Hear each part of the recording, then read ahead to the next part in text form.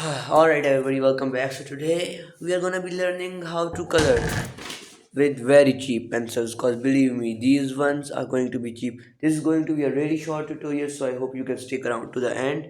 And the results are gonna work for almost every color. I'm using a Brighto Mercury color. If you convert it into US dollar, it's going to be like $1 or something, man. It's really cheap.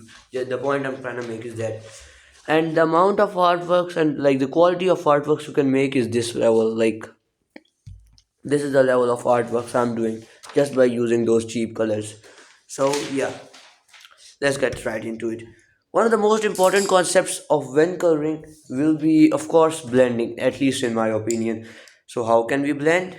Well, let's take two colors for example, orange and pink, two of the most diverse colors.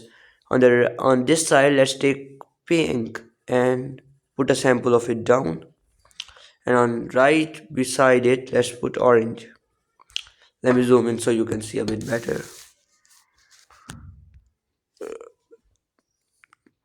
Wait, okay. I think now you can see it a bit better. Let me zoom in a bit real quick. Okay. Orange on this side, pink on this side. Let's say you got these two colors. How can we blend them together?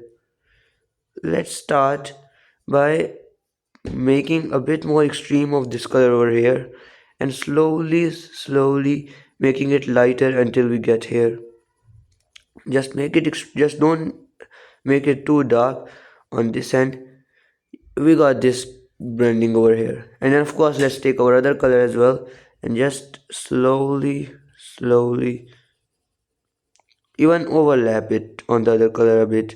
To be honest, it would work. And would you look at that, of course a bit of smudging. No, smudge with your finger, I just do that. I don't know, I should seek psychiatric help. Alright, so here's the results you can get with these cheap pencils that I bought for like $1, man. Use this knowledge, apply it full well, and you can make artworks like these.